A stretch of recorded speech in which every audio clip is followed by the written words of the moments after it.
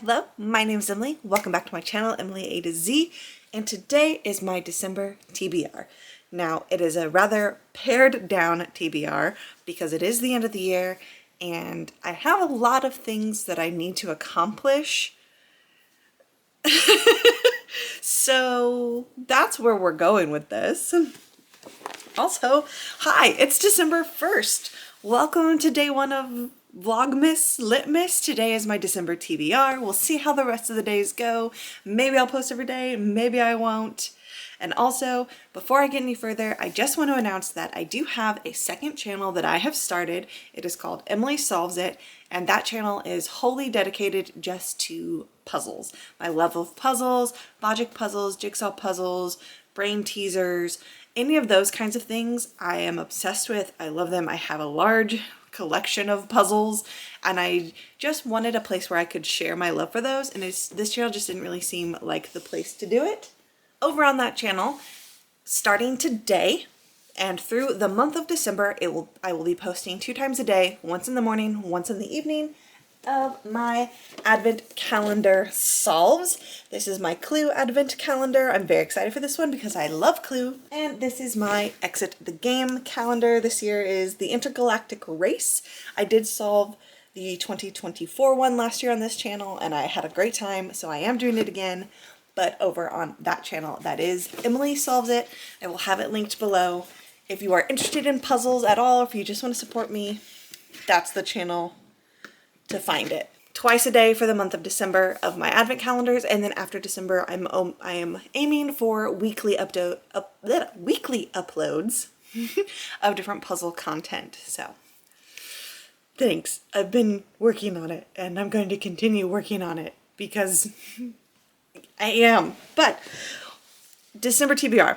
I have a lot on my plate for the end of the year, personal life-wise, work-wise, so my reading is pared down. I still want to read, I just am being more conscious about it. I'm doubling up on prompts and tasks and things like that just to cover all of the bases. It's the end of the year and I got stuff I gotta do. I can't just be sitting and reading all the time. So starting off with my first book that I am going to combine for 2 different prompts. This is The Man Who Invented Christmas, How Charles Dickens's A Christmas Carol Rescued His Career and Revived Our Holiday Spirits by Les Standiford. This is the book club pick for my family book club, that is me and my female family members on my husband's side. It is my mother-in-law's turn to pick, and this was what we voted upon, so we are reading this nonfiction. This is also going to work for my Magical Stitches prompt, number 1, which is to read a book that features a holiday word in the title. Now, it does not have to be Christmas related. It can be any holiday related word.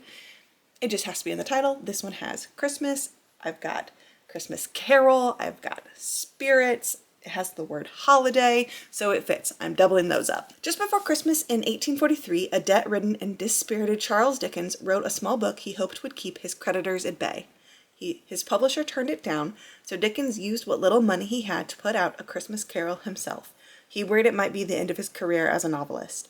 The book immediately caused a sensation, and it breathed new life into a holiday that had fallen into disfavor, undermined by lingering Puritanism and the cold modernity of the Industrial Revolution.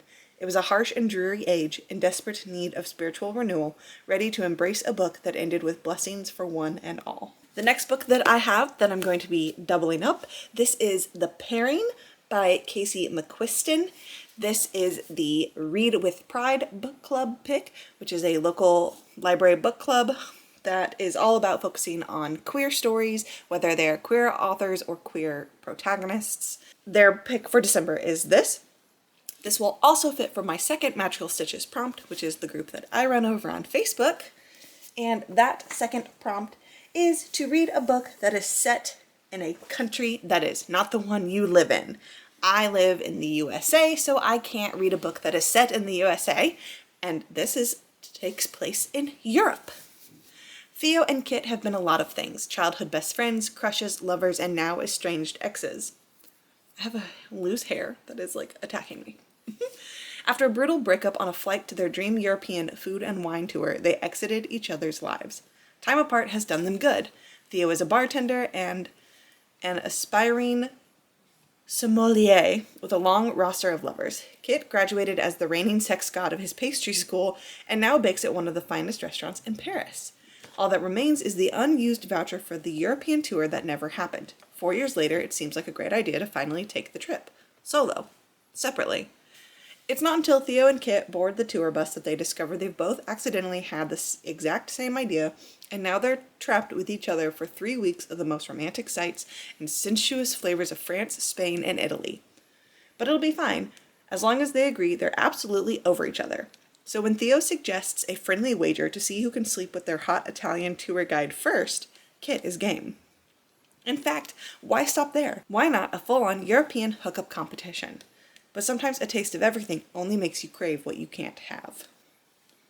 Now, I know this is not as popular as, what's the other thing that they wrote? Oh, Red, White, and Royal Blue. I know people are obsessed with that. I haven't read this, but this one is fairly new. Last year, yeah. So, and it works because I recognize that Europe is a continent, but it does take place in France, Spain, and Italy, which are countries that I don't live in. So it works. The next book club pick is for the Morbidly Curious book club, and that is The Unclaimed, Abandonment and Hope in the City of Angels by Pamela Prickett and Stephen Timmermans. And I am doubling this up for the Morbidly Curious book club pick and also for the BuzzFeed? Nope. The Buzzword Cover Challenge, which was to have a monochromatic cover. This is my choice. For centuries, people who died destitute or alone were buried in potter's fields, a Dickensian, and that even the most hard-pressed families tried to avoid. Today, more and more relatives are abandoning their dead, leaving it to local governments to dispose of the bodies. Up to 150,000 Americans now go unclaimed each year. I did not know that. Who are they? Why are they being forgotten? And what is the meaning of life if your death doesn't matter to others? In this extraordinary work of narrative nonfiction, 8 years in the making, sociologists Pamela Prickett and Stephen Timmermans uncover a hidden social world.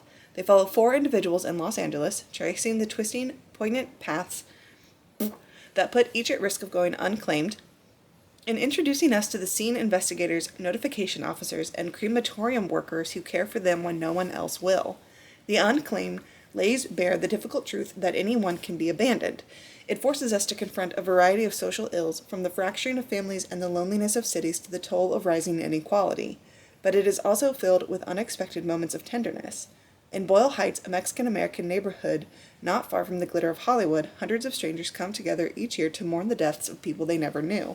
These ceremonies, springing up across the country, reaffirm our shared humanity and help mend our frayed social fabric. There is no book club book for the Literally Dead book club this month. December and January are always taken off, so there is no book for that.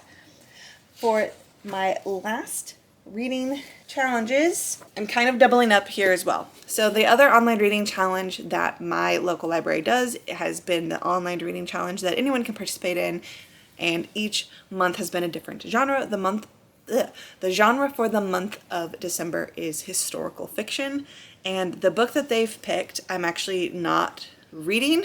I have it, but I'm going to hold off and read it in January. I know, I'm already making plans. I still want to read a historical fiction. And then the last buzzwordathon challenge is to read a book that has alliteration in the title. And I have, hopefully something that fits both, is Those Fatal Flowers. So the Fatal Flowers, both of that starting with F is the alliteration.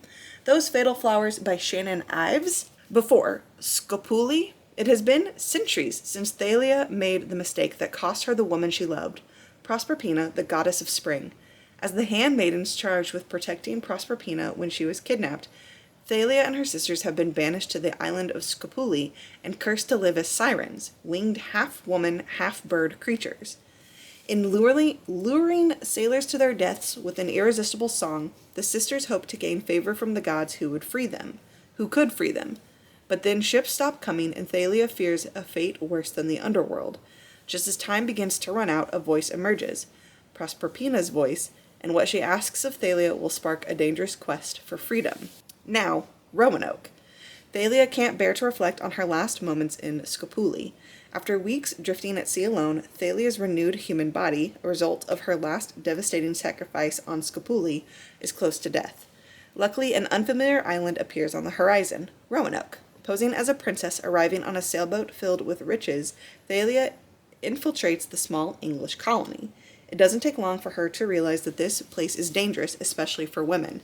As she grows closer to a beautiful settler who mysteriously resembles her former love, Thalia formulates a plan to save her sisters and enact revenge on the violent men she's come to despise. But is she willing to go back to Scapuli and face the consequences of her past decisions? And will Proserpina... I'm adding another P in there this whole time. It's not Proserpina, it's Proserpina. Proserpina. Whatever. Forgive her for all that she's done. I do like that on the cover we've got like a lady and then we have like a winged lady. So this is going to be my historical fiction mixed with my alliteration. Plus I just love this cover. Blue and orange. Heck yeah. And then my last Magical Stitches prompt is to read a book that is a Goodreads Choice Awards winner. Now, this year's Choice Awards the winners haven't been announced yet. The winners will be announced on December 4th. I am waiting to see who the winners are. I would like to read something from this year's Good Choice Awards, but I'm not requiring anyone to read from this year. If anyone wants to read from a past award year, that's fine. It just has to be a winner in one of the categories. I'm gonna wait until see who wins horror. It's probably gonna be Stephen King. If that's the case, I'll pick a different genre or I'll pick a different year. Because all of the horror books on this year's, this year's nominees, I've either read or I want to read. So I'm hoping it's not the Stephen King because it's the fourth in a series and I don't have time. Like, I can't read the fourth. So, I don't know, but we'll find out. And with that, easy peasy, lemon squeezy, I'm done. I'm wrapping it up. I don't have a lot on my plate, and that's okay. I'm gonna have a total of like 5 books, and I think that's plenty for me. I've got a couple things I need to finish up anyways, a couple things I need to start preparing for, planning for. Yeah, it's a lot, but I'm excited, and oh well. Again, if you are interested in my new channel, please feel free to check me out. That is Emily Solves It. Link is in the description. Okay, I'll see you all soon.